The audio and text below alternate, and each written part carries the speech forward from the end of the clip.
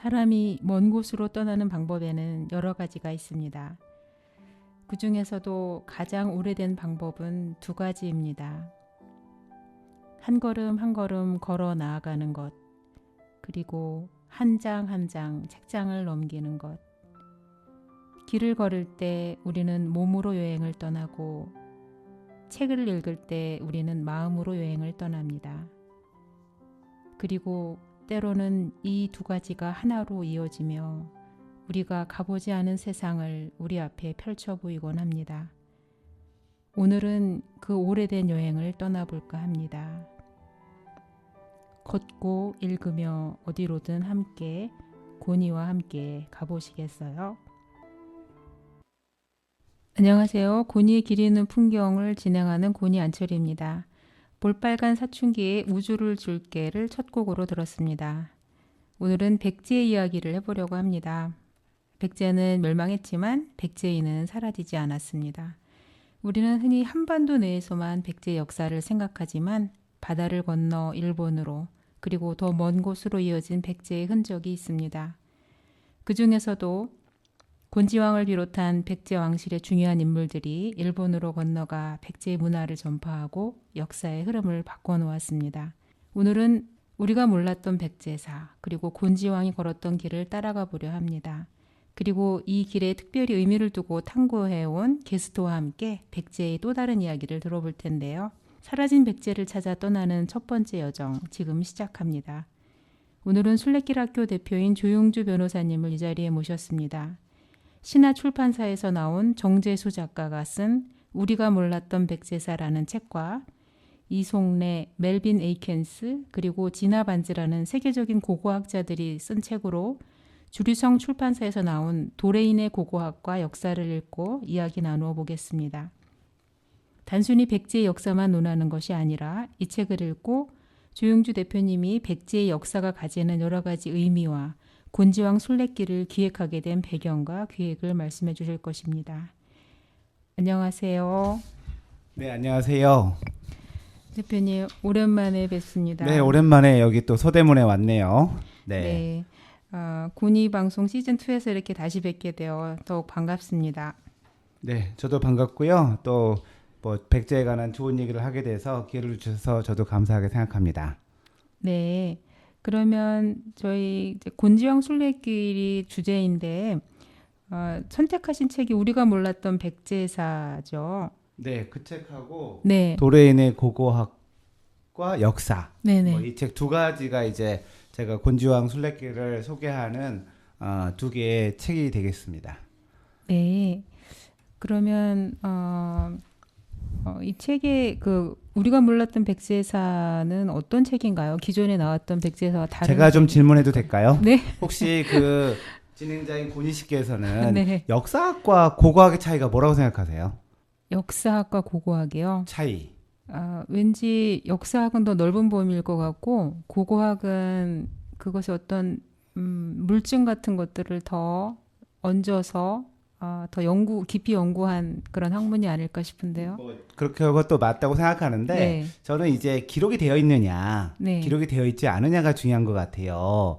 기록이 네. 된 이후부터는 네, 이제 네. 역사고 네. 기록이 되기 전의 거를 찾는 게 고고학이 아닌가. 사실은 역사라는 게 네. 유물과 기록이 있으면 완벽한데 네. 유물만 있거나 네. 그 다음에 기록만 있거나 네. 기록을 뒷받침하는 유물이 안 나오는 경우도 있고요.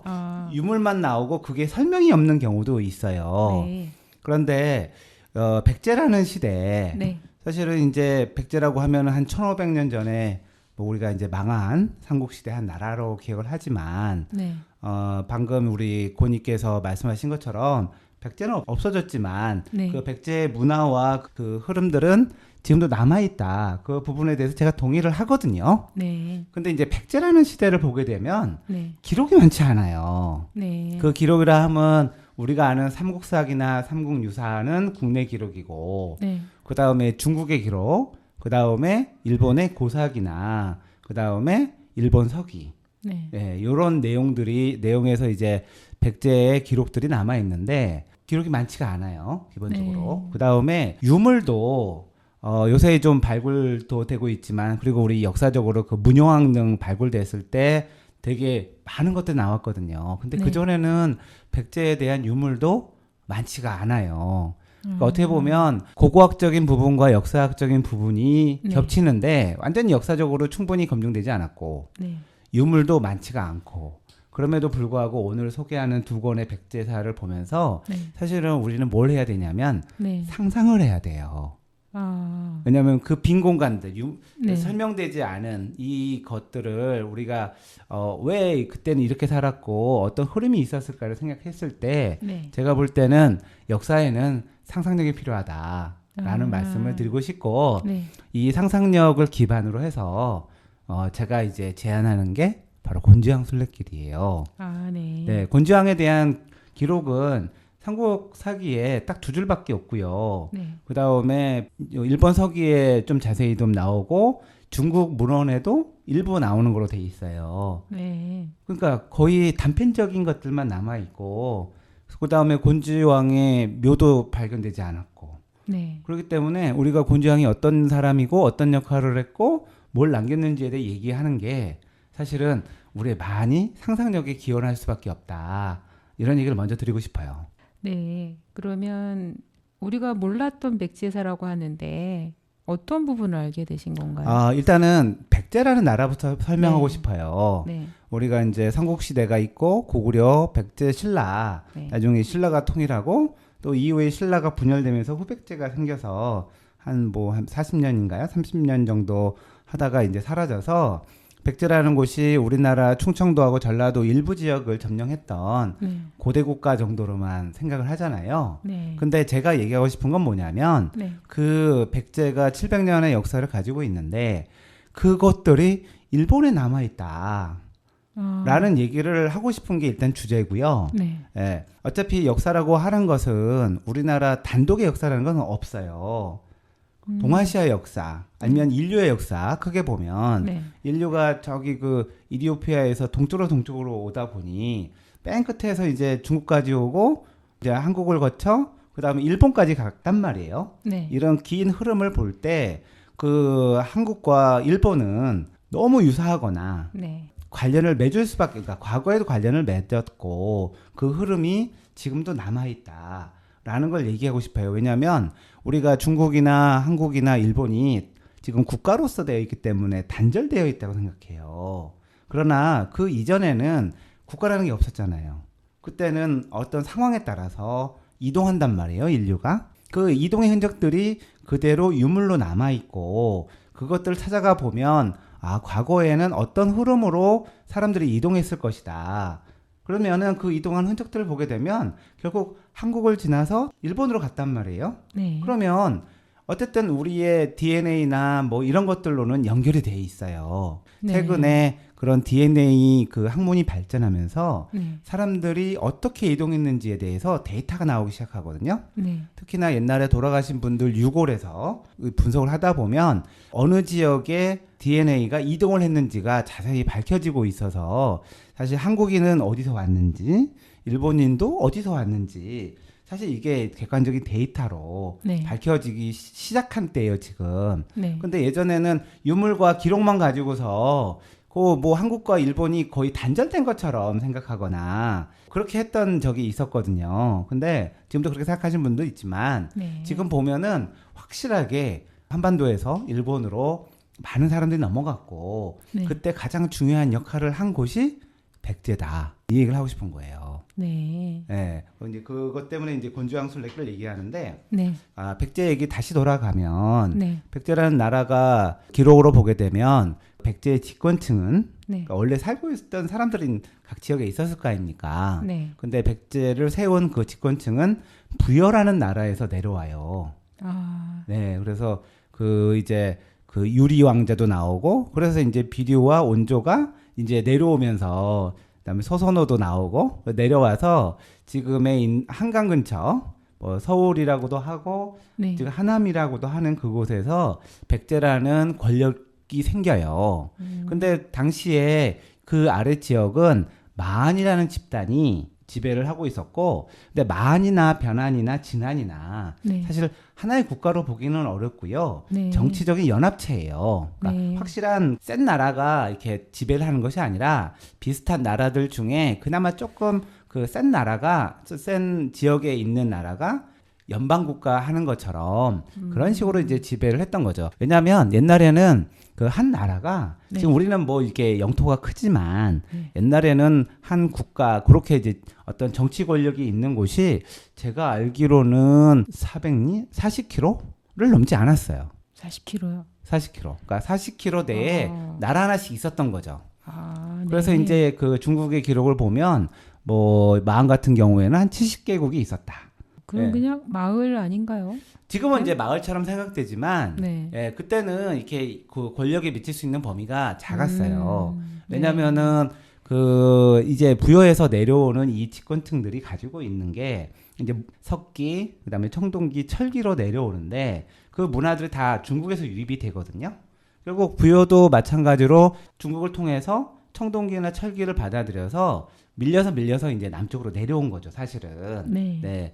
뭐 어차피 보면 그 비료나 원조도 밀려서 내려온 거예요. 네. 근데 내려왔는데 선진 문물을 갖고 온 거죠. 네. 거기 있는 사람에 비해서는. 네. 그러다 보니까 권력을 잡기가 쉬웠던 것이고, 네. 그래서 이제 권력을 잡아서 백제라는 나라가 세워졌고, 아. 근데 이제 백제 역사가 우리 정재수 작가님의 우리가 몰랐던 백제사도 네. 많은 상상력이 필요한 책이에요. 네. 왜냐면은 그분이 주장하는 거를 뒷받침할 증거들이 많지가 않거든요. 아, 그래요? 네. 그래서 왜냐면 우리가 뭐 기록과 물증이 있으면 이거 완벽하죠. 네. 아, 이거 딱 맞다라고 할 텐데, 네. 물증이 없고 기록만 있으면 맞는지 안 맞는지는 검증하기 어렵죠. 왜냐면은 이전에 쓰여진 책도 아니고 어디 이제 다른 데서 가져오긴 했지만 기록만 있는 거지 그걸 검증할 수는 없어요. 혹시 물증을 아직 못 찾은 건 아닌가요? 물증을 지금도 못 찾았는데 1500년, 2000년 넘게 네. 남아 있을 리가 없죠. 그리고 아. 그리고 기록은 있는데 그 기록이 맞는지 틀리는지는 검증하기는 어려워요. 아. 네. 예전에 문영왕릉처럼 유물이 나와서 네. 진짜 문영왕릉이 몇 년에 죽었고 뭐 그런 것들이 이게 묘지석에 적혀 있었다면 그건 완벽하죠. 1500년 전께 나왔으니까 그거 써져 네. 있고 그 네. 기록이랑 똑같으면 네. 그거는 100%죠. 네. 조작할 수가 없잖아요. 그러니까 네네. 그런 것들은 인정을 하지만 그런 게 없는 상황에서는 네. 이랬을 거다 저랬을 거다라고 상상을 할 수는 있는데 네. 맞다고 할 보장이 없어요. 특히나 아. 그 정대수 작가님의 책 중에서 네. 그 부여 네. 구태라는 사람이 내려와서 또 이게 한반도로 내려왔다가 또 일본으로 가서 야마토해를 세웠다라는 주장을 하시지만 사실 그거가 증거는 없어요. 그리고 제가 좀 의아하게 생각하는 건 뭐냐면 그렇게 이제 광개토대왕의 패해서 밀려간 그 구태계가 그 일본에 가서 1년 만에 뭐 야마토해를 세우고 권력을 다 잡았다는 것 자체가 제가 볼 때는 물리적으로 좀 어려워요. 아니 근데 내가 지금 광개토대왕한테 패해서 도망가는 사람이에요. 근데 일본 가서 바로 1년 안에 거기를 다 점령을 해서 지배권을 가져요? 쉽지 않잖아요. 상식적으로 생각했을 때. 아, 혹시 그 이전부터 뭐 연결되고 알았던 사람들은 아닐까요? 아니에요. 아니에요? 근데 뭐 더 그분들이 철기 문화를 가지고 조금 좀 앞선 그런 군사 이런 자원을 가지고 갈 수는 있는데 네. 그렇게 그때라고 하더라도 네. 1년 안에 그 지역을 싹 잡아서 그 야마토해를 바로 세웠다. 네. 이런 거는 좀 납득은 가진 않아요. 상상을 할 수는 있어요. 네. 근데 아무튼 처음에도 제가 말씀드렸다시피 백제에 대한 이야기를 할 때 네. 상상력이 필요하다. 네. 맞는지 틀린지 모르겠지만 네. 근데 전체적인 흐름에서는 백제가 일본의 성립에 큰 영향을 미친 것은 맞다라는 말씀을 드릴 수가 있어요. 그래서 지금 제가 이제 저는 길을 만드는 사람이잖아요. 네. 역사가가 아니에요. 네. 제가 맞다 틀리다라고 얘기할 수 없는데 네. 제가 하고 싶은 건 뭐냐면 네. 이런 큰 인류의 흐름, 동아시아의 역사의 흐름에서 우리가 이제 역사를 이제 인식할 때 그냥 책만 보는 것보단 책과 여기서 우리가 봤던 거를 직접 현장을 통해서 우리가 체험하면 우리의 상상력이 더 풍부해지겠죠. 그리고 한국과 일본을 이해하는 입장들을 좀 우리가 제대로 가질 수 있다고 저는 생각이 들어요. 네. 예, 우리가 100년 전의 역사를 가지고 일본이랑 단절하고 살 것도 아니고, 그리고 2000년간 한국과 일본의 역사를 봤을 때는 좋았던 시기가 뭐 나빴던 시기보다 훨씬 길어요. 네. 예, 그리고 한마디로 일본은 우리 이웃 사촌이에요. 이게 혈연 관계를 보더라도 아, 네. 가까워요. 그리고 네. 생긴 거 똑같잖아요. 조금 다르기도 하지만 네. 가보면 잘생긴 사람들은 거의 한국계고 조몽이 섞여가지고 아, 예. 네네. 그래서 제가 볼 때는 일본이 뭐 말은 다르지만 문화가 똑같고 생각도 비슷하고 그 다음에 피도 똑같고 네. 그래서 어떻게 보면 이웃 사촌이란 말이에요. 네네. 예. 잘 지내야죠. 예, 잘 그- 지내야죠. 예. 그렇죠. 잘 네. 지내는 게 우리가 좋은 거지. 걔네들하고 네. 싸우는 게 우리한테 좋은 건 아니잖아요. 그렇죠. 네. 네. 배울 것도 많이 있고. 네. 네. 예. 그래서 백제의 역사와 이런 것들을 이제 제가 이제 하게 된 이유는 일단은 제가 만드는 길이 여러 가지가 돼요. 지금도 제안한 게 한 10가지 되는데 네. 길들마다 저는 특성을 하나씩 부여하고 싶더라고요. 네. 어떤 의미를 주든지 네. 아니면 재밌든지 특이하든지 뭐 이래야 사람들이 이 길도 재밌겠다라고 따라올 거 아니에요. 네. 네. 근데 이 길은 한국과 한국편과 일본 편이 있어요. 아. 네. 그래서 한국 편을 먼저 하고 네네. 그다음에 일본 편을 해가지고 네. 결국은 한국과 일본이 연결되어 있다라는 거를 네. 흐름적으로 그거를 직접 우리가 걸으면서 네. 한번 느끼고 배우고 싶은 게 사실은 곤지암 순례길의 취지입니다. 아. 네. 네. 그러면 이게 어느 정도까지 진행이 된 건가요? 아직은 이제 제 머릿속에 있고요. 네. 지금 구체적으로 구상을 할 텐데 일단은 제가 알려드릴게요. 네네. 한국편이 있어요. 네. 자, 한국편에서 얘기하고 싶은 건 뭐냐면 곤지가 어디서 태어났을까? 곤지왕이면 네. 곤지가 이제 그 누구죠? 계로왕의 아들인데 어디서 태어났겠어요? 맞춰보세요. 왕궁에서 태어났어요. 왕궁 왕자니까. 아니 어떤 지역을 얘기하시는 줄 알았죠. 지역을 못 맞추실 것 같아가지고 일단은 왕궁이에요. 네네. 왕궁에서 이제 네. 태어났을 텐데 네. 그 왕궁이 어디냐?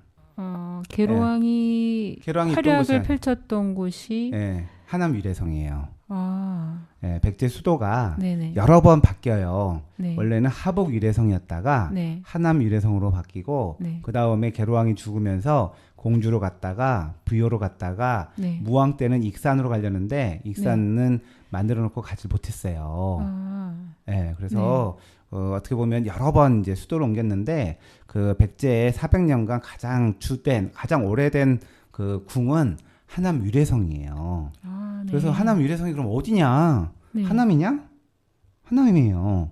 아, 네. 예, 그냥 강 아래 하남이 아니라 네. 지금 하남시. 근데 지금 하남시가 네. 조선시대까지만 해도 광주군이었어요. 아, 지명이 하남이 하남이 아니었어요? 아니었어요. 하남은 아. 최근에 붙여진 거고요. 예, 거기는 네네. 광주군이었고 네. 지금 하남의 그 가장 중심지였던 곳에 뭐가 있냐면 광주 향교가 있어요. 아, 네. 향교가 있다는 건 뭐예요? 거기에 이제 동원도 있고, 그러니까 관이 있고 네. 교육기관이 있고 이게 보통 다 조선시대를 보게 되면 어느 지역에 세트로 있어요. 객사도 있고, 네. 객사는 이제 위에서 내려오면은 자는 곳. 네. 그 다음에 동원은 이제 원님 재판하는데, 네. 예. 그 다음에 향교. 음. 향교는 공적 교육기관. 네. 이제 서원은 사적 교육기관. 근데 이렇게 한 지역의 중심에 보면은 향교와 객사와 동원이 다 같이 몰려 있어요. 네. 네. 그럼 그것이 뭐예요? 중심지예요. 아, 그 지역의 네. 중심지. 네. 근데 그게 하남에 있어요, 지금. 광주 향교하고 객사야. 그럼 뭐예요? 거기가 중심지였다는 거죠. 네. 예, 그러니까 옛날에 광주군의 중심지였는데 제가 이제 그래서 이제 어떤 사람들은 몽촌토성 아니냐 아니면은 풍납토성 아니냐 네. 네. 이렇게 얘기하는 사람들이 있는데 우리가 한번 상식적으로 생각해 봤을 때 그렇게 네. 얘기하는 사람들의 주장이 제가 역사가가 아니더라도 안 맞더라고요. 어떤 왜냐면 면이요? 거기는 물가거든요. 네. 내가 궁을 만드는데 물가에 만들겠어요? 그리고 풍납토성은 옛날에는 한강 넘치면 무조건 잠기던 곳인데 내가 백제의 왕궁을 짓고 몇백 년간 하는데 네. 홍수나는 물가 옆에 질 리는 없죠. 네, 네. 없고 왜냐면은 우리나라 이제 어떤 방어 형태, 네. 예, 삼국시대 보면은 항상 전쟁 중이었어요. 네. 그러니까 이 삼국이 계속 전쟁을 하고 넓히고 땅 따먹게 하던 시절이라서 그때 방어 체계가 생기는데 그게 네. 뭐냐면 우리의 전통적인 방어 체계지만 산성이에요. 아, 알칼리성이 아니라 산성. 우리 네. 남한에만 1,500개 산성이 있어요. 그 얼마나 치열하게 전쟁을 했다는 증거죠. 네. 남한에 있는 산성이니까 대부분 백제가 만들거나 네. 신라가 만들거나 근데 일본은 또 고구려가 만든 성도 있어요. 고구려가 아래까지 내려온 적이 있었거든요. 아, 옥천까지. 네네. 예. 근데 그 산성이 되게 많아요. 그러면 아. 얼마나 전쟁이 많았을까라는 거를 우리가 추정해 볼 수 있잖아요. 네. 예. 그래서 그 산성이 있다고 하는 건 네. 우리나라 그게 이제 조선 시대까지 우리 전략이었어요. 아. 삼국 시대, 고려, 조선까지 방어 네. 체계가 무조건 외적이 들어오면 사람들 데리고 산성으로 들어가요. 아. 그리고 밖에는 다 불을 태워. 집도 불 태우고 그 농사 짓던 것도 다 불을 태워. 그거를 청야작전이라고 해요. 싹 태워버려요. 그럼 평상시에는 그 산성에는 안 살고 있다가 그렇죠. 산성? 유사시에만 그러니까 이제 들어서 사는 건가요? 외적이 들어온다 그러면 아. 산성에 들어가서 결사항전 하는 거예요. 아. 그래서 네. 산성에 가보면 항상 보면 우물이 있어요. 아, 네. 네, 우물하고 뭐 창고가 있는데 거기서 버티는 거예요. 걔네들 물러날 때까지. 이게 아. 옛날까지 먹혔던 전략이에요. 요새는 말도 안 되지만 네. 옛날에 먹혔던 전략이라 그래서 산성과 도성이 항상 두 개의 체제가 돼 있어요. 만약 우리 왕궁은 산성에다 질 수 없잖아요. 네. 그럼 밑에다가 져요. 네. 그 외적이 오잖아요. 네. 그럼 산성으로 들어가. 아. 가까운 것도 병자호란 때도 그랬죠. 네. 산성에 있다가 오니까 남한 산성으로 도망갔잖아요. 네. 이게 기본적인 우리나라의 방어 시스템인데 아. 그게 옛날에 고구려나 백제, 신라도 다 똑같이 그런 식으로 했어요. 이거 우리는 산이 많으니까. 네. 예. 그래서 이 도성이 있으려면 네. 산성도 있어야 돼요. 아, 네네. 그렇잖아요. 그렇죠. 예, 방어 체계가 있고 만약 유사시에는 퇴하죠. 왜냐하면 평지는 점령당하기 쉽잖아요. 네. 그렇기 때문에 이게 도성과 산성의 두 개 체제가 되어 있어야 네. 그게 백제 다른 지역도 그런 식으로 돼 있어요. 아. 우리가 부여 가보셨어요? 아직 못 가봤어요. 공주는요? 거기도요. 예, 그러면 이제 네. 저랑 같이 이 곤지영 순례길 한국편을 가게 되면 충분히 이해할 수 있어요. 부여에서 이제 망했잖아요, 백제가. 네네. 부여는 우리나라 최초로 계획 도시예요. 최초의 계획 도시요? 네, 왜냐하면 거기가 뻘밭이었거든. 네. 근데 그거를 흙을 다지고 도성을 그때 성왕이 네. 이 도시를 새로 만들었어요. 그리고 그 위에는 뭐가 있냐면 네. 부소산성이 있어요. 부소산성에 뭐가 있냐면 낙화암이 있어요. 아, 네. 그 삼천궁녀. 네네. 예. 아. 궁녀 이름이 삼천이라는. 궁녀 이름이 네. 삼천이라고 그 네. 삼천궁녀가 떨어졌다는 이게 그 부여의 그 앞에는 지금 발굴하고 지금 하고 있지만 네. 왕궁이 있었어요. 아. 그리고 부소산성은 피하는 곳. 피했다가 못하니까 낙하하면서 떨어져서 이제 뭐 이런 얘기가 있듯이 네. 이렇게 도성과 산성 체계가 있는 곳이 맞는데 네네. 공주도 그래요. 그러면 네. 이 하남 유래성도 그렇게 생겨야 되거든요. 네네. 그렇죠? 네. 그런데 그게 어디 있느냐? 네. 지금 하남에 있어요.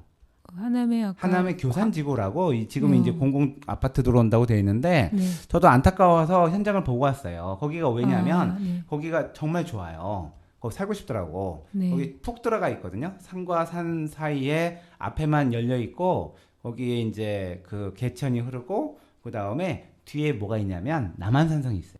남한산성이요? 남한산성. 그러니까 네. 그 교산지구 거기가 왕궁이었고 네. 남한산성이 산성이었던 거죠. 아. 예, 그러니까 도성과 네. 산성 체계가 되어 있는 거지. 그러니까 네. 그렇게 될 만한 데가 네. 서울은 없어요. 그 풍납토성이나 네. 거기 그 몽tum토성에는 산도 없고 없어요. 아. 예.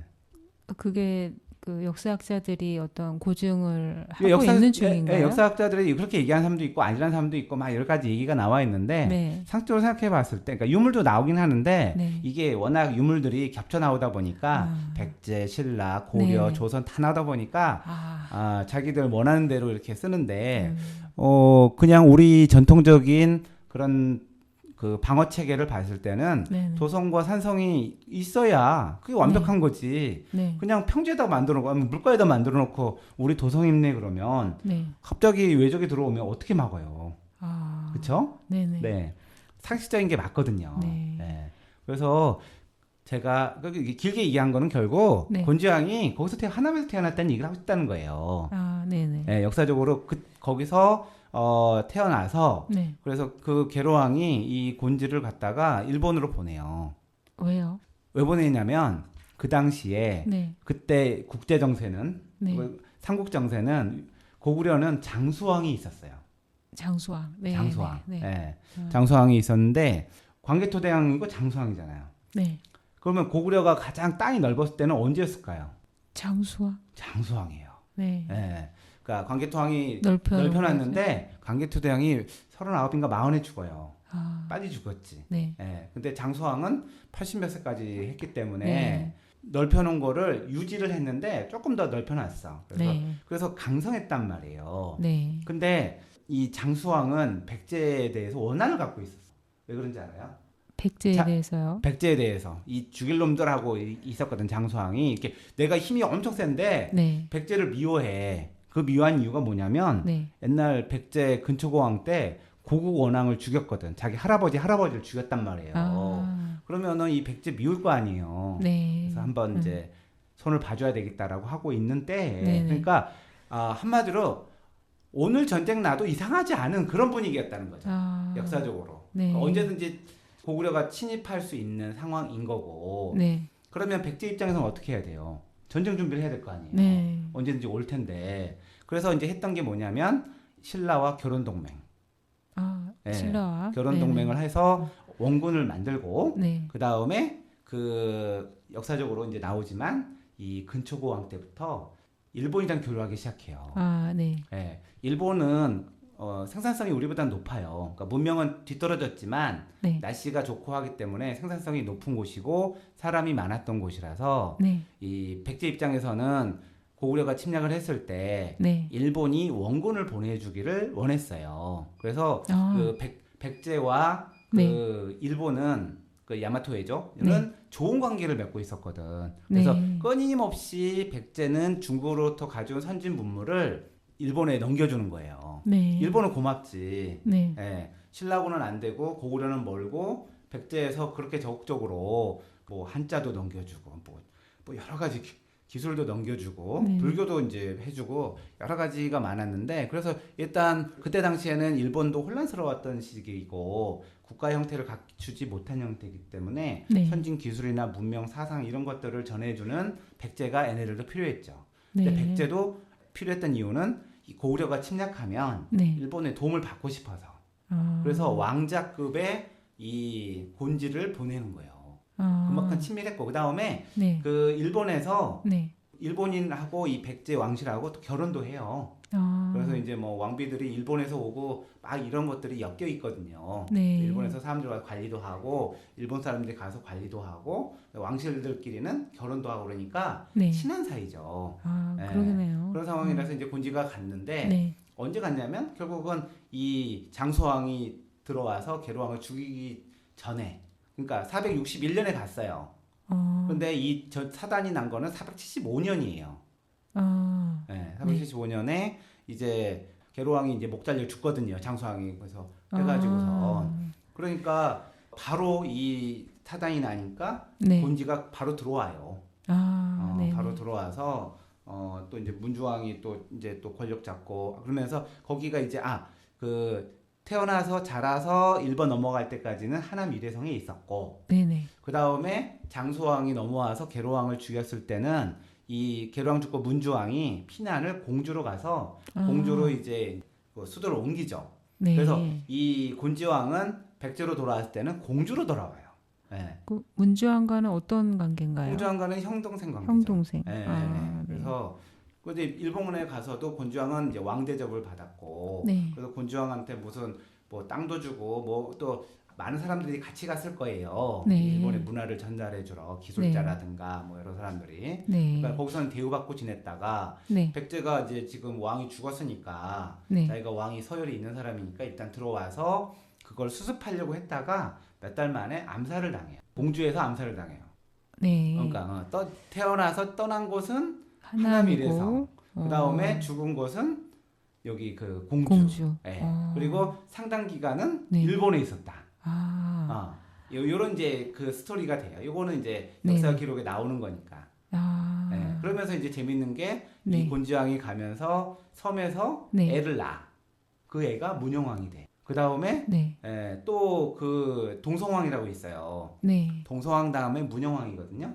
네. 동성왕하고 문영왕은 형제예요. 아, 네. 근데 문영이 형이야. 동성이 동생인데 네. 동성왕이 먼저 돼. 근데 이 구테타가 일어나요, 이게. 그러니까 이제 그 문영왕이 이제 구테타를 통해서 권력을 네. 가져오는 거죠. 아, 그리고 문영왕이 다시 이제 번성하게 해서 네. 이제 백제가 힘을 갖게 되고 그리고 네. 나서 이제 성왕 때 다시 이제 백제가 이제 완전히 옛날에 고구려한테 깨닫던 거에 권력을 회복을 하는 네네. 이런 역사적 과정. 네네. 예. 그리고 곤지왕 밑으로 쭉 의자왕까지 한 계열이에요. 아, 그러니까 백제의 마지막 역사 150년은 네. 다 곤지왕의 자식들이 하기 때문에 네. 후손들이. 그래서 곤지왕이 역사적으로 의미가 있는데 네. 일반인들이 잘 모르시잖아요. 그리고 그렇죠. 곤지왕이 이렇게 뭐 어디서 태어나서 어떻게 죽고 일본에 가고 뭐 했는지. 네네. 일본에는 곤지왕을 기리는 신사가 있단 말이에요. 네. 예, 우리 갖고 갈 거거든요. 네. 이제 일본 편에서는 얘기를 들을 건데. 네네. 그래서 한국 편이 뭐냐? 네. 자, 백제가 어디서 시작됐는지. 네. 하남 뭐 이제 하북 이래성도 있지만 거긴 잠시고 하남 이래성을 찾아가는 거. 아, 그게 우리의 첫 길이에요. 네. 예, 그래서 여기서 곤지가 태어났겠구나. 네네. 그래서 제가 한번 그 하남 거기 교산지구 답사를 갔는데 네. 재개발한다고 황폐해요. 난 아. 거기를 백제랜드로 만들었으면 좋겠는데 아. 곤지왕도 만들어 놓고 네. 그러면은 입지도 좋고 풍수도 좋고 아주 살만한 데거든요. 왕궁으로 할만하구나라고 생각이 드는데 네네. 거기 이제 뭐 공공주택 아파트 들어오고 지하철 들어오고 그러면서 네. 다 바뀐다고 하더라고요. 네. 좀 아쉬움이 있긴 한데 네. 아무튼 그 지역에 여러 지역을 답사를 했어요. 거기에 이성산성이라고 있어요. 아, 이성산성은 보면은 위에 네. 산에 올라가 보면 하늘에 제사를 지낸 터가 있어. 네. 근데 그 터가 똑같은 게 저기 일본의 구마모토에 있어요. 아, 예. 생긴 게 똑같은 건가요? 똑같아요. 아. 똑같은 형태인데 결국은 그것도 백제 사람이 넘어가서 했다는 얘기에 똑같아요. 예. 네. 그래서 거기 가서 이제 그거 보고 그 다음에 어디나 수도 우리 네. 이제 교토 가보셨나요? 아니요. 거기 이제 네. 일본에 근데 가보게 될 거예요. 이게 네. 이제 그걸 하게 되면 네. 교토에 가보면 제일 많은 게 뭐냐면 절이에요. 절이요? 그러니까 어. 정치적인 중심지에는 네. 항상 종교적인 게 항상 있어요. 우리가 이제 저도 유럽은 많이 안 갔지만 유럽의 성에 가면 뭐가 있냐면 관청과 수도원은 또 교회는 항상 같이 있어요. 시스템이에요. 네네. 예. 우리나라 정동 알아요? 정동? 네. 저쪽에 그 정동거리 거기 네. 옛날에 우리가 이제 개방이 되고 그때 각 나라에서 대사관을 지을 때 대사관 옆에는 항상 종교 시설을 지었어요. 아, 예, 그래서 미국 대사관 그때 옆에는 뭐가 있냐면 정동교회. 아, 이문세가 네. 노래한 광화문 거리에 작은 뭐 그 교회가 정동교회인데 아. 그게 이제 미국 대사관이 들어오면서 지은 거예요. 아, 프랑스도 그런가요? 들어오면서 성당을 짓고 그 다음에 그 러시아도 마찬가지고 영국도 대사관 지면서 옆에 성공회 성당 짓고 막 이런 식으로 항상 정치적인 장소와 종교적인 장소는 항상 붙어 있어요. 아, 그래서 수도마다 네. 이 종교 시설이 많아. 그렇군요. 그래서 교토에 가 보면 엄청 절이 많아요. 네. 예, 예, 예. 뭐 이제 왕궁도 있고 절도 절 천지거든. 네. 그래서 왕궁이 있는 곳에는 항상 종교 시설이 있다라고 보시면 돼요. 네. 저기만 봐도 알죠. 경주만 봐도 절 그러네요. 많죠. 네. 네, 그게 항상 이제 연결되어 있는 것인데 음. 하남 위례 그 성의 그 교산지구에 가도 네. 절터가 많이 있어요. 아, 네, 그래서 그 절터가 아주 이제 거기서 이제 유명한 절들이 있는데 뭐 동사도 있고 뭐 여러 절이 천왕사도 있고 그런데요 다 터만 남아 있어요. 네, 탑이 좀 있고 네. 그래서 여기가 분명하다. 네. 왜냐하면 풍갑토성이나 몽토토성 가면 절이 있나요? 없어요. 성만 있어 성터만. 네. 거기는 제가 볼 때는 그냥 군사기지였던 거예요. 거기서 맞고 네. 그 다음에 왜냐하면은 바로 아차성이 고구려 땅이었기 때문에 네네. 바로 전방에 이게 군사 시설이 있었다고 보는 것이 맞고 왕궁터는 하남이다. 네네. 이렇게 저는 이제 확신을 하는데 뭐 제가 역사학자가 아니고 제가 우겨서 되는 건 아닌데 네. 일단 곤지왕은 하남 유래성에서 태어났다. 네. 그래서 글로 추정되는 곳에서 여행을 시작을 해서 네. 그 다음에 그 곤지왕이 죽은 공주로 가는 거죠. 그 다음에 나중에 백제가 망한 사비, 네. 예, 그러니까 부여, 네. 거기까지 쭉 가는 코스가 한국의 곤지왕 순례길 코스예요. 그래서 어떻게 백제가 만들어지고 흥하고 네. 피난을 가면서 망했는지 네네. 그 역사들을 얘기할 건데요. 네. 그 중심에는 곤지가 있긴 하지만 네. 기본적인 가장 큰 틀은 네. 이 백제가 네. 왜 일본으로 갔느냐. 네. 그 과정에 대해서 얘기를 해야 되기 때문에 네. 이제 일본으로 넘어가야 돼요. 그 이유가 일본에 있나요? 그러니까 이제 그 백제의 그 정신이나 이런 많은 것들이 일본으로 넘어가서 네. 일본이라는 나라가 세워져요.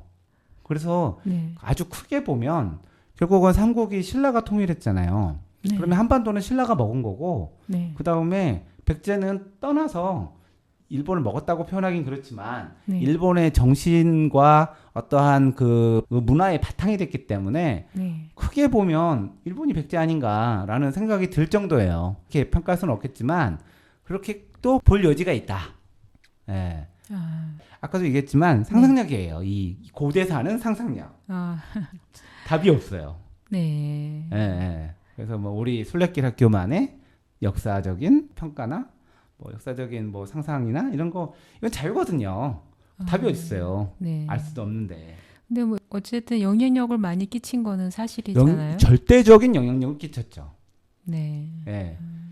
일본으로 한번 가봐요 지금? 네. 넘어가요? 가보시죠. 바로?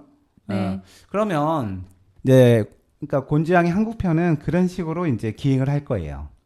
네네. 예, 그거는 이제 제가 다 답사를 했기 때문에 기획하면 되고요. 네. 그래서 한국에서 이제 쭉 갔다가 네.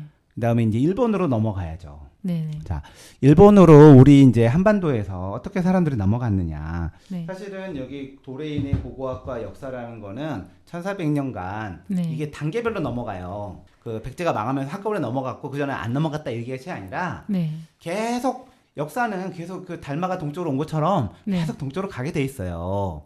그리고 아. 일본이 저기 끝이잖아요. 사실은 태평양 네네. 넘어간 거는 네. 나중 일이니까. 네. 그 뭐 옛날에 그 인디안 얘기 할 필요는 없고 그러면 이 동쪽으로 이렇게 계속 가게 되는데 그러면은 우리 문명의 순서가 석기 그다음에 청동기, 철기, 네. 뭐 석기도 이제 뭐 이제 구석기, 신석기 이렇게 얘기를 하지만 네. 가장 중요한 게 뭐예요? 저는 농업이라고 생각해요. 농업. 문명이. 왜냐하면 이전에 이제 조몽인들은 그렇지만 일본의 조몽인들은 수렵 채집을 했어요. 네. 그냥 낚시해서 했고 그냥 네. 풀 뜯어 먹고 열매 따 먹고 네. 사냥하고 네. 수렵 채집을 하고 살던 사람이기 때문에 그런 사회의 특징이 뭔지 알아요? 어디에 뿌리 내리지 않고 계속 이동을 하지 네, 않았을까요? 그것도 맞고요. 네. 인구가 얼마 안 돼요. 움직여야 축적을 할 수가 되니까. 없잖아요. 네. 그러니까 그 정도 산물이 나올 때 먹고 살 정도가 가지만 인구를 유지하지 네. 인구가 늘어나 버리면 전쟁이 되고 어려워지잖아요. 그래서 아. 자연스럽게 그게 이제 구석기 시대거든. 네. 구석기 시대의 수렵 채집 문화는 이동 문화 맞아요. 그리고 네. 기후 환경이나 이것 때문에 계속 이동을 해. 이동하고 그리고 인구가 많지 않아요. 그러니까 뭐 그렇게 흔적이 많이 안 나오지. 많이 나와야 이게 돌도끼 이 정도 나오는 거지. 네. 그 유물이 많이 나올 수가 없어요. 그렇죠? 그러네요. 네, 네. 구석기는. 네. 근데 신석기는 뭐냐면 신석기와 함께 농업이 등장을 해요. 농업의 특징은 뭐예요? 집중적으로 이렇게 그 일을 해야 돼요. 벼를 네. 키우려면 3, 4개월 정도 시간이 걸리잖아요. 네네. 그러면 논부터 만들어야 되지, 물 대야지, 심어야지, 네. 뭐 또 잡초 뽑아야지, 채취해야 되지. 그걸 또 이게 엄청나게 노동력이 되면서 네. 그래서 어떤 게 나오냐면 구석기인하고 신석기인을 보게 되면 네. 구석기인은 놀고 먹는 애들이었어요. 하루에 2시간이면 돼. 먹을 것만 뭐 어차피 축적이 안 되거든. 싸놓으면 썩으니까. 네네. 그러니까 2시간만 일하면 돼요. 놀고 먹던 사람들이고 신석기 사람들은 현대인이 똑같아요. 엄청 계속 일해야 돼. 일 안 하면 굶어요. 네. 네. 대신에 이제 그거가 저장이 가능해. 몇 년 동안 그 씨앗 가능하니까 네. 그때부터 이제 뭐 재산 축적이나 계급들 국가가 생기기 시작하죠. 그러니까 인류가 이 신석기가 되면서 사실은 배짱이에서 이 꿀벌, 개미로 진화한 거야. 나쁘게 된 거죠. 네. 놀고 먹고 살다가 계속 일을 해야 되는. 그리고 세금이라는 것도 생겨요. 네. 네. 왜냐하면 그래야 이제 권력을 유지하고 방어를 하고 군사들을 두고 이렇게 되잖아요. 네네. 그러니까 구석기 시대에는 세금이 없었어요. 그럴 이유도 없고 네네. 뭐 삶도 없고 그러니까. 근데 신석기가 되면서 정주하면서 그런 이제 막 잉여 농산물이 생기니까 네. 그러니까 이제 뺏으려는 전쟁이 생기고 네. 그러니까 군대가 생기고 네. 계급이 생기고 왕이 생기고 커지고 네. 예. 그러면서 하다 보니까 구석기 시대의 사람들보다 신석기 시대의 사람들이 키가 작아져요. 많이 못 먹고 열악해져요, 양이. 왜냐하면 그 구석기 시대는 물고기도 먹고 과일도 먹고 뭐 이렇게 먹는데 네. 그 신석기가 돼서 농사를 지으면은 쌀밖에 안 먹어. 그래서 영양분이 낮다 보다니까 이렇게 네. 사람이 더 줄어들고 힘이 없어져요. 그게 왜냐면- 역설이에요. 구석기의 역설이야. 그래요. 그러네요. 왠지 역설적으로 느껴지네요. 역설적이죠. 네. 어떻게 후퇴 같은데 네. 아무튼 인간이 문화가 후퇴하지 않잖아. 계속 앞으로만 가지. 네. 예, 그러면서 이 농업이라는 것이 결국은 문화를 바꾸는 거죠. 그러니까 국가가 생기죠. 아까 말한 세금도 생기죠. 군대도 생기죠. 전쟁도 생기죠. 네. 계급도 생기죠. 그 다음에 뭐 이런 것들 다 생기니까 좋다면 좋은 거고 아니면 안 좋으면 안 좋은 건데 아무튼 네네. 인류가 그렇게 이제 변화를 했는데 네. 그래서 이 농업이 중요한데 이 농업이 결국은 이 한반도를 통해서 넘어가요. 근데 한반도도 결국은 중국에서 넘어와요. 중국에서 넘어오고 중국에 네. 넘어왔던 사람들이 또 밀려서 또 이제 그 큐슈 쪽으로 해가지고 들어가요.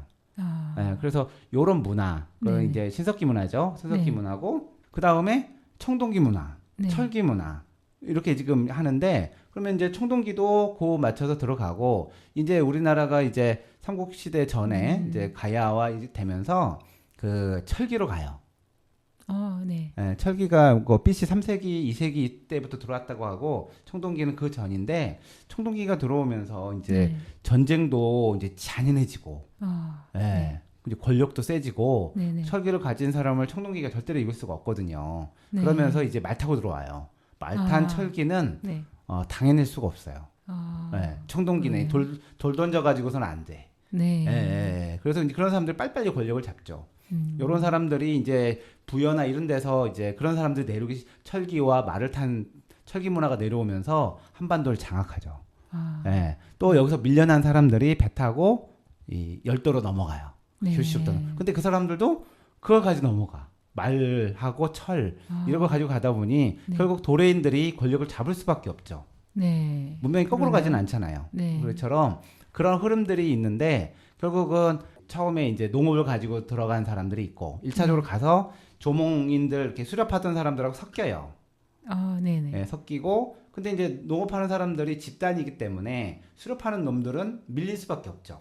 네. 그래서 다 농사를 짓는 사람들이 이제 작은 국가들 아까 말했던 한 40km 정도 내에 있는 이런 국가들이 일본에 막 생기기 시작하는 거예요. 이 동네는 내 거야 이런 것처럼 생기다가 네네. 또 저기 한반도에서 더 센 무기를 가지고 온 사람이 오면 네. 정리가 되죠. 그러면 이 사람들이 어떻게 해요? 동쪽으로 가요. 네. 예, 세토네를 지나서 세토네 아시죠? 네. 세토네를 지나서 세토네는 바다가 잔잔하기 때문에 저 오사카까지 가는 게 어렵지가 않아요.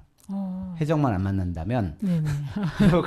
쭉 가는 곳이라서. 네네. 근데 지금 우리가 긴키 지역이라고 하는 지역, 교토가 이제 이게 수도였기 때문에 네. 그 주변을 긴키라고 해요. 예, 우리나라도 경기도가 있잖아요. 네. 같은 말이에요.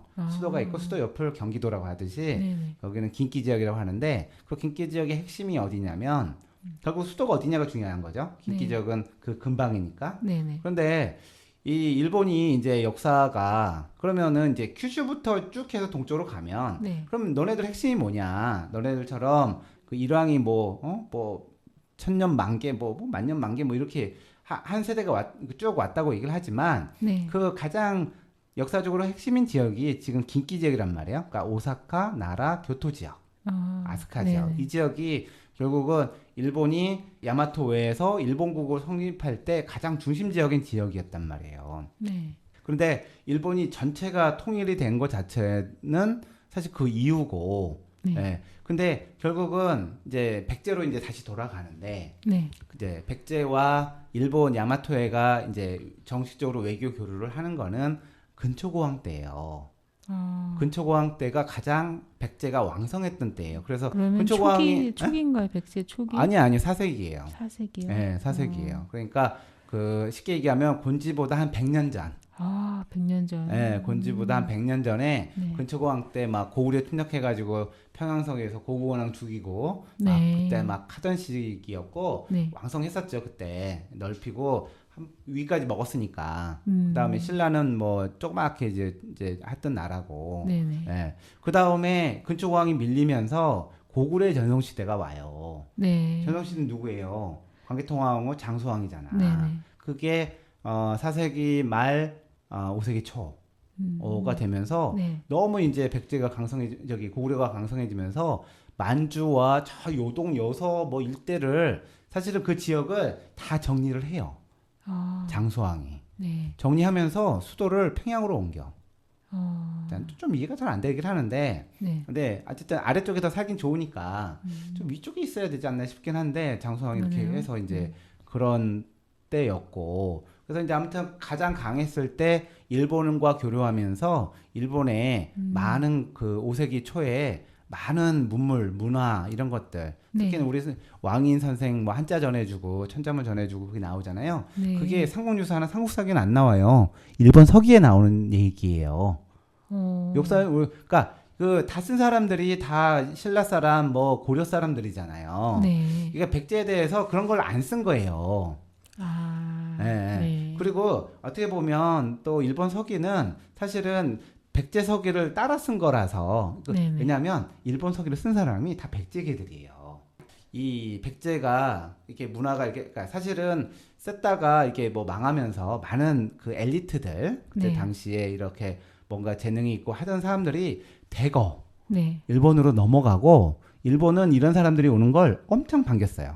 아, 왜냐하면 일본은 문화수준이 떨어지잖아. 네네. 근데 이런 고급 인력들이 와서 문화를 만들어주고 산업을 만들어내면 네. 일본은 좋은 거죠. 그리고 네. 그 문화적 기틀 하에 국가를 성립하는데 그게 바로 670년에 일본이란 나라예요. 아, 일본을 만들어준 거는 토대는 백제란 말이죠. 네네. 백제의 많은 문화들인데 뭐 백제가 무슨 자체적으로 그 문화가 발전돼서 막 해가지고 했다고 볼 수는 없고 네네. 백제도 중국의 영향을 받아서 중국의 동진 양나라 네. 이런 데서 불교나 여러 가지 문물들을 받아서 네. 좀 자체 소화를 해서 그런 것들을 또 일본에 전달해 줬기 때문에 일본이 다이렉트로 중국이랑 이렇게 소통할 수는 없었거든요 당시에 네. 뭐 어떤 해양 기술 이런 것들이 네. 근데 백제는 그게 가능했기 때문에 중국에서 받아서 네. 또 일본에 전해주고 네. 양직공도라는 게 있어요. 양직공도는 뭐냐면 네. 그 양나라 왕자가 그 자기 사신들 오는 사람들 다 그린 거 있는데 네. 당시에 이제 백제 사신하고 외나라 사신도 나와요. 아마 그래요? 외나라 사신은 백제 배를 타고 갔을 것 같아. 네네. 근데 외나라 사신은 신발도 안 신었어. 아. 맨발이에요. 근데 이제 네. 저기 백제나 신라 사신들은 다 뭐 비단 신발 신고 막 이렇게 되어 있거든. 근데 아. 그 일본의 사신은 맨발이에요. 아, 그것도 이렇게 적나라하게 그려져 있군요. 네, 그걸 보면 네. 그러니까 문명의 차이가 분명히 아. 있었던 것이고 네. 그런 나라에서 뭐 고급 기술 가지고 오고 하는 사람들은 땡큐 아니겠어요? 그러겠네요. 예, 예, 예. 그래서 적조로 받아들이고 네. 그 사람 적조로 받아들이는 게 아니라 네. 그 사람들이 일본의 권력을 잡아버려. 아. 그런데 기술과 또 네네. 군사력, 왜냐면 철기를 가지고 들어가거든. 네네. 예, 철기를 가지고서 무슨 군사력도 있겠고 또 네. 많은 사람들이 이주를 하다 보니까 네. 이 백제계들끼리 똘똘 뭉쳐요. 그리고 음. 그 일본에 천황이 있지만 네. 그 외가 계통은 다 백제계거든. 아, 그런가요? 네, 예, 예. 가장 일본에서 유명한 또 존경받는 성덕태자라고 있어요. 아, 네. 예. 그 이제 우리가 그래서 이제 그 일본에 그 우리가 일본 편 두 가게 되면은 네. 그러면 곤지가 간 곳을 또 가야 되잖아. 네네. 예. 아, 그 부분은 다음 시간에 아, 얘기해 그럴까요? 주실까요? 다음에 또 나와야 되네요. 네, 다음에 또 네, 또 나오셔야죠. 나오겠습니다. 그러면 일본 편은 다음 시간에 말씀드리도록 할게요. 네, 알겠습니다. 지금까지 네, 끊임없이 이야기를 해주신 우리 조영주 대표님 너무 대단하시네요. 제가 질문을 해야 되는데 질문할 틈을 주시지 않으시는군요. 네, 지금까지 우리가 몰랐던 백제사와 곤지왕 순례길에 대해 이야기 나눠봤습니다. 유익하고 흥미로운 그런 이야기 나눠주신 조영주 대표님께 진심으로 감사드립니다. 오늘 우리는 곤지왕이 걸었던 길을 따라 백제의 또 다른 역사를 살펴봤습니다. 백제는 단순히 한반도 남서쪽에 머물렀던 나라가 아니라 바다를 건너 일본과 동아시아로 뻗어나간 문화 강국이었죠. 특히 곤지왕이 일본으로 건너가 백제의 문화를 전파한 이야기는 우리가 잘 알지 못했던 백제사의 또 다른 장면이었습니다. 그런데 곤지왕이 떠난 길을 단순히 과거의 역사로만 바라볼 수 있을까요? 백제의 흔적은 여전히 우리의 삶과 문화 속에 남아있으며 그 길을 따라가 보면 지금도 살아 숨쉬는 이야기들이 있습니다. 오늘은 그 시작을 함께 했습니다. 다음 방송에서는 곤지왕이 남긴 흔적이 지금의 길과 어떻게 연결되는지, 그리고 우리가 그 길에서 무엇을 발견할 수 있는지 더 깊이 이야기해 보려 합니다. 백제의 길은 역사 속으로 멀어졌지만 사라지지 않았습니다. 우리도 그 길을 따라가 보겠습니다.